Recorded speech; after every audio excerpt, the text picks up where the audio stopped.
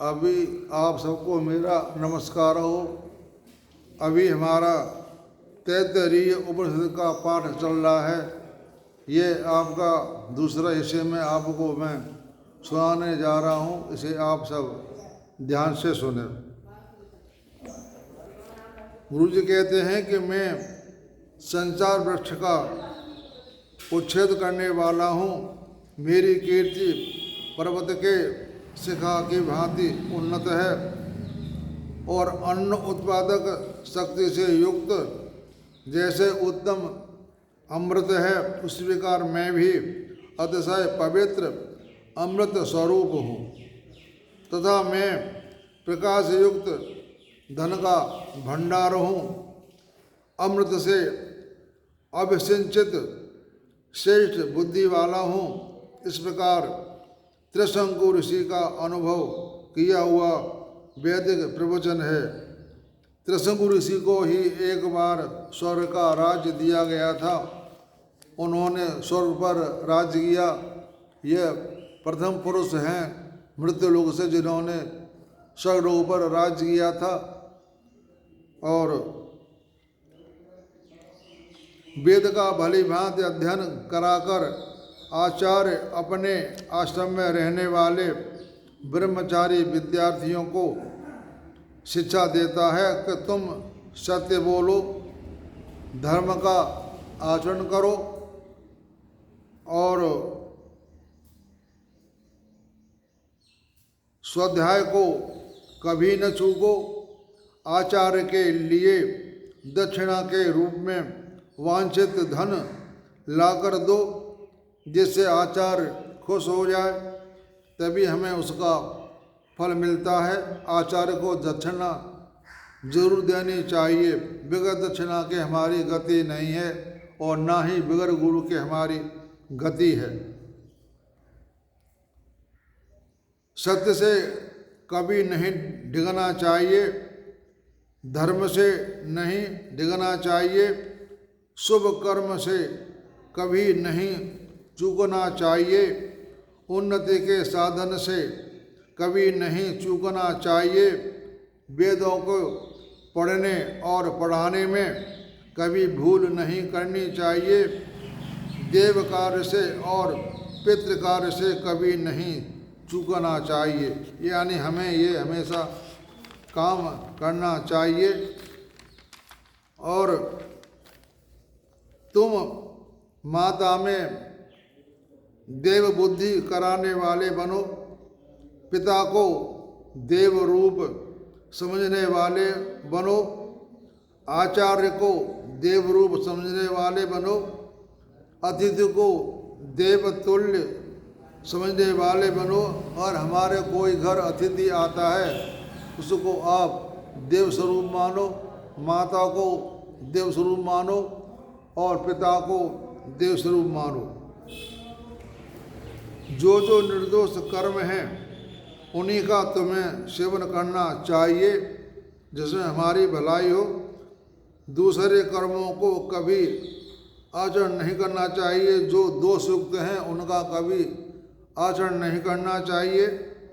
हमारे भी जो जो अच्छे आचरण हैं उनको ही तुमको सेवन करना चाहिए, दूसरों का कभी नहीं। ये जो कोई भी है हमसे श्रेष्ठ यानी दूसरों को श्रेष्ठ समझो।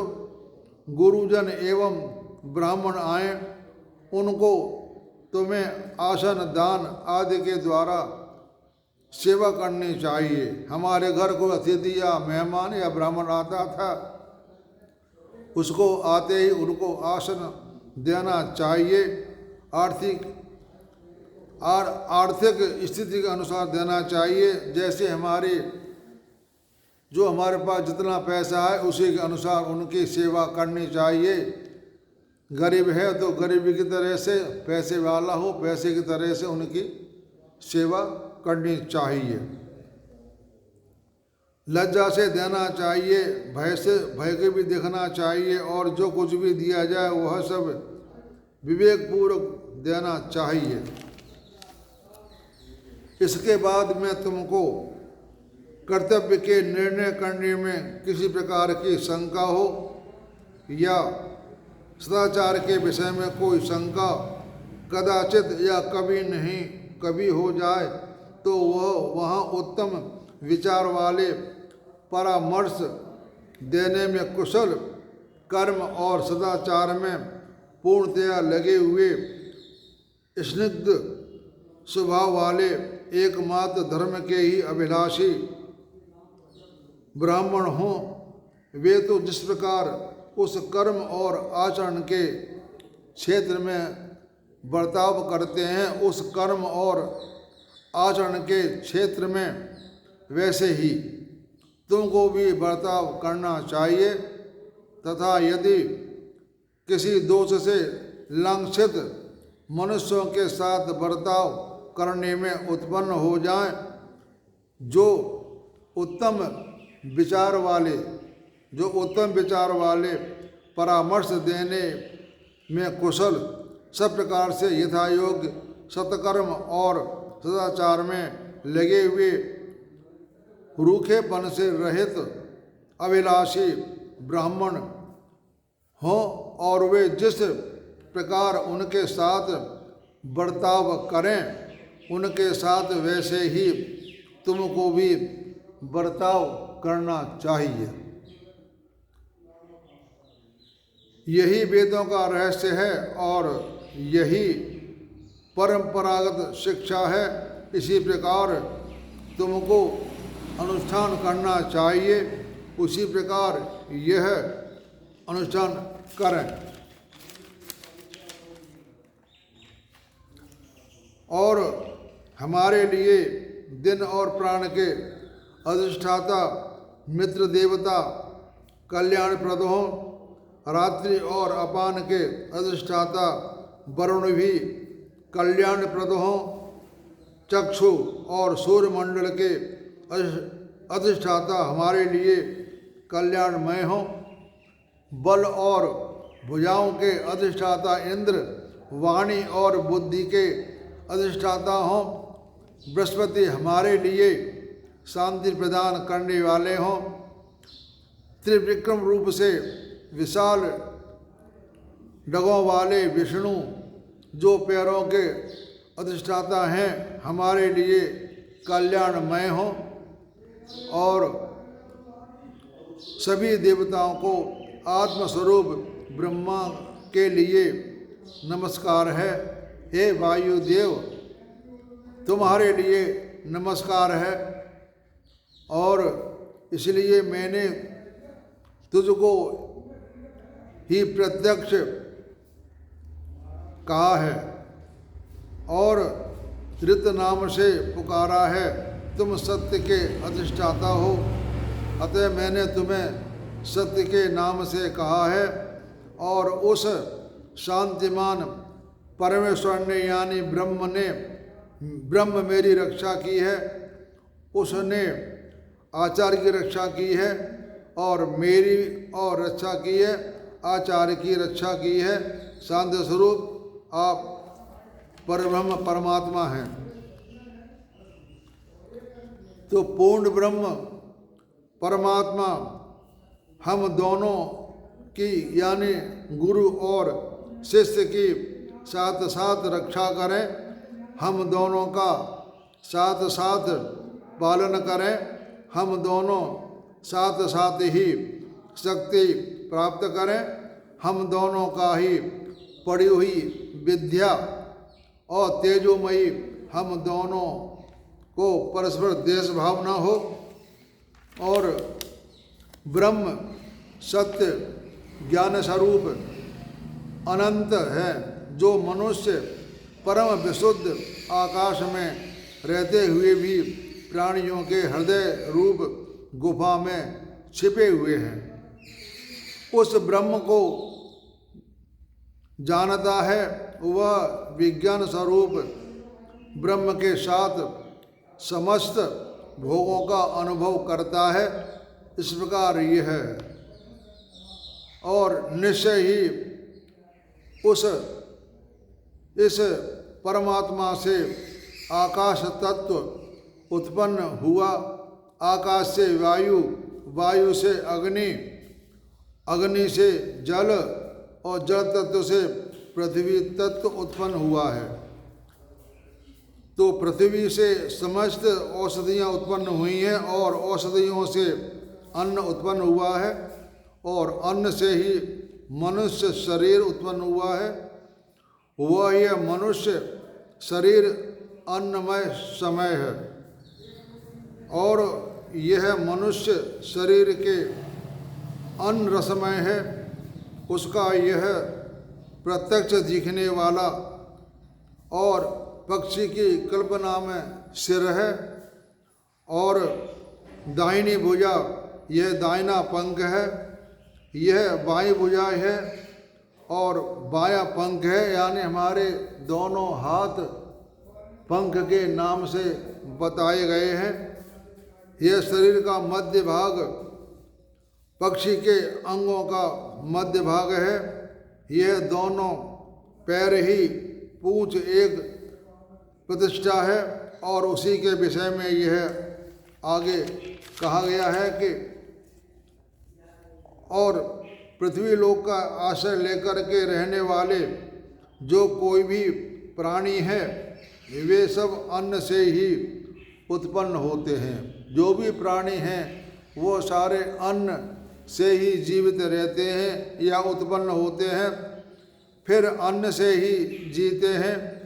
अंत में हम अन्न से ही विलीन हो जाते हैं और अन्न ही सब भूतों में श्रेष्ठ है, यानी सब भूतों में अन्न ही श्रेष्ठ है। पंच महाभूतों में अन्न ही श्रेष्ठ बतलाया गया है, इसलिए सर्वबोध रूप कहलाता है।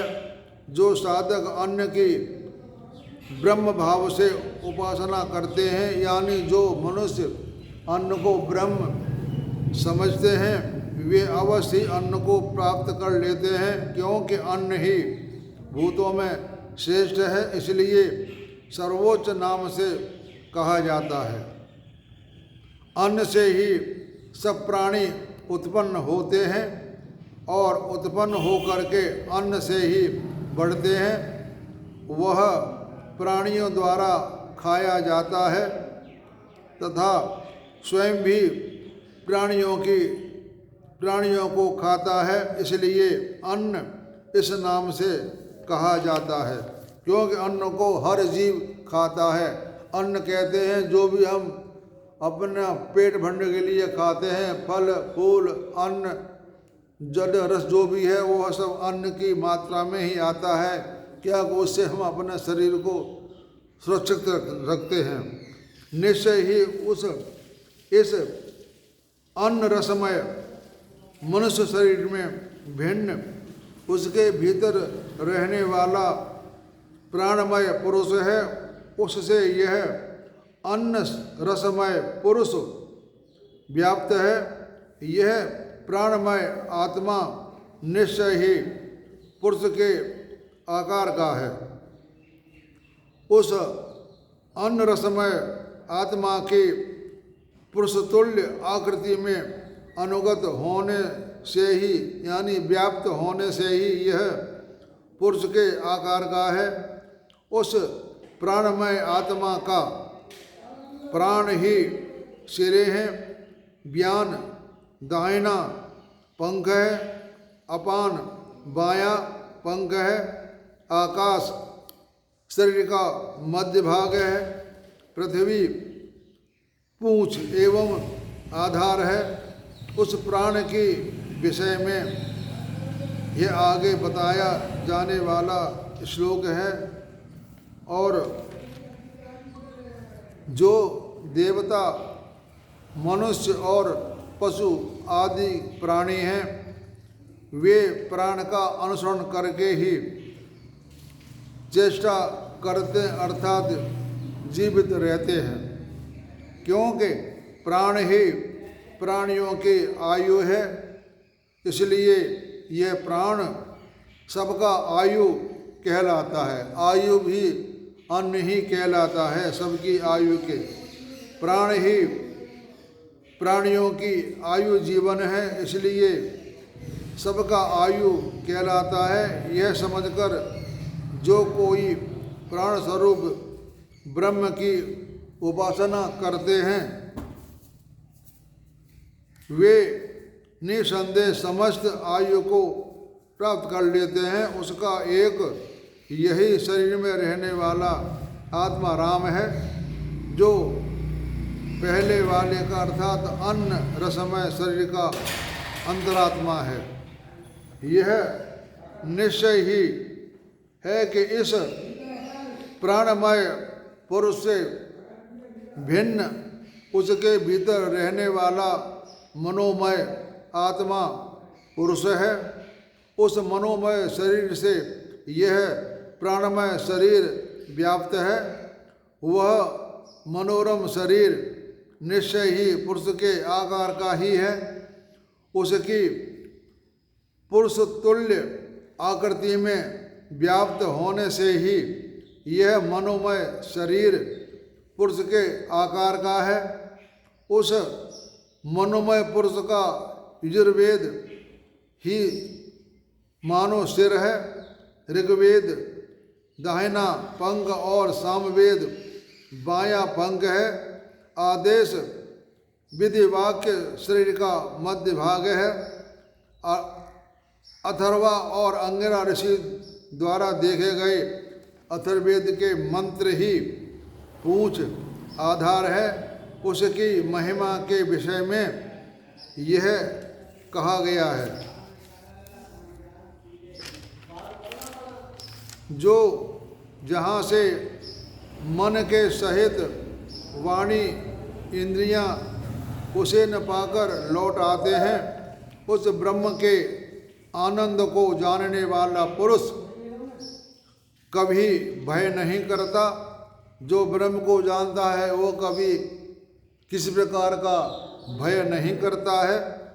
यही परमात्मा शरीर अंतर्वर्ती आत्मा है, जो पहले बताए हुए अन्नमय रस का शरीर या प्राणमय शरीर का है।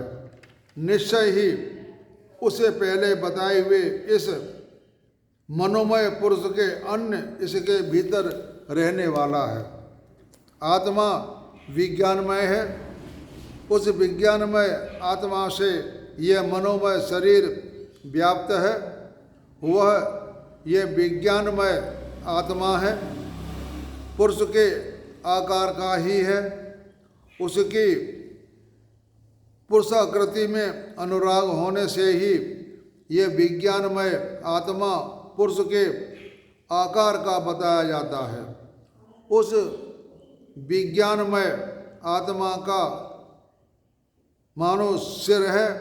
सदाचार का निश्चय दाहिना पंख और सत्य भाषण का निश्चय बायां पंख है। और ध्यान के द्वारा परमात्मा में, यानी ध्यान के द्वारा परमात्मा में एकाग्रता रूप योग जो करते हैं, शरीर का मध्य भाग है, वह मह नाम से प्रसिद्ध परमात्मा ही पूंछ आधार है। उस विषय में ये आगे कहा गया है कि विज्ञान ही यज्ञों का विस्तार करता है। विज्ञान कहते हैं साइंस को, जो हमारे साइंस के द्वारा ही हर चीज़ की खोज की गई है। वह खोज मनुष्य ने की है, लेकिन उस खोज को ब्रह्म के का ज्ञान प्राप्त करने पर ही मनुष्य खोज करता है। मनुष्य का तो सिर्फ नाम है, लेकिन यह सब भगवान इंसान से करवाता है। इसलिए सर्वश्रेष्ठ हमारा मनुष्य शरीर बताया गया है। सब इंद्रिय रूप देवता ब्रह्म के रूप में विज्ञान ही सेवा करते हैं और विज्ञान को ब्रह्म रूप से जानता है। यदि उससे प्रमाद नहीं करता, उस निश्चय कभी विचलित नहीं होता।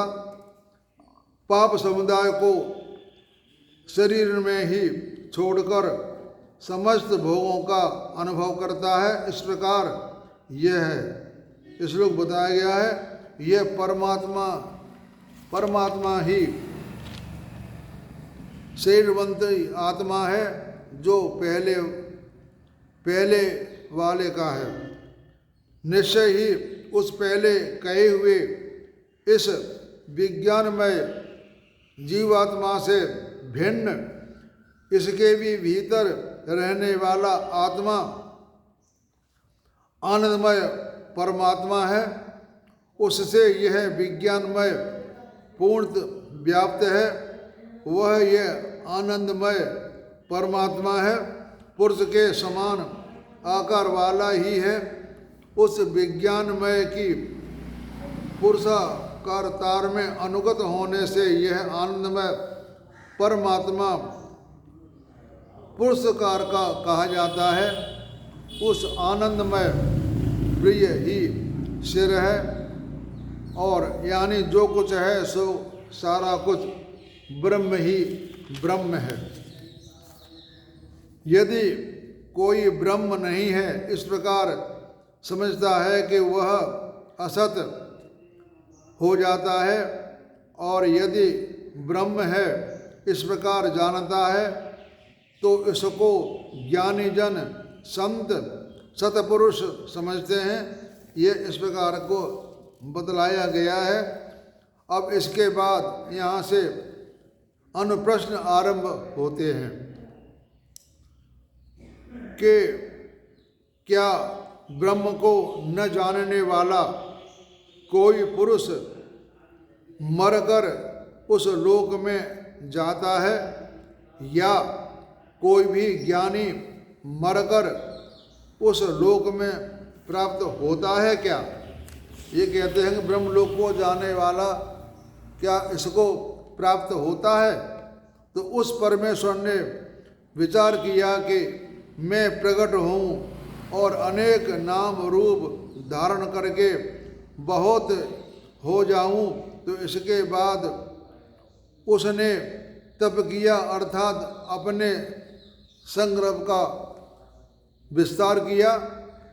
बिगड़ संग्रह पे कुछ भी काम नहीं फलभूत होता। कोई भी कार्य करें तो पहले विद्वान आचार्य से संकल्प करवाएं, फिर उस कार्य को करें तो आपका कार्य पूर्ण संपन्न हो जाता है। यह देखने और समझने में आता है।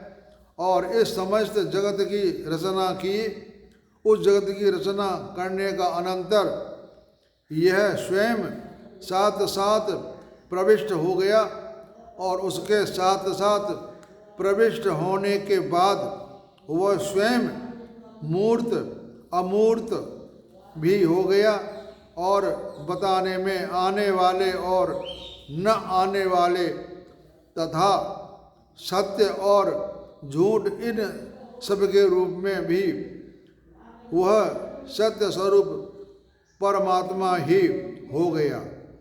जो कुछ भी यह दिखाई देता है और अनुभव में आता है वह सत्य है। इस प्रकार ज्ञानीजन कहते हैं कि उस विषय में भी यह बताया गया है कि तो यह जो भी कुछ है सो ब्रह्म है। कहने का मतलब है जो भी देवी देवता मनुष्य पशु जो भी जीव है सारा ब्रह्ममय है, और ब्रह्म से ही सारे कार्य चलते हैं। अब मैं अपनी वाणी को विराम देता हूँ। आगे आपको इसके बारे में और आगे बताऊँगा। आप सबको मेरा नमस्कार।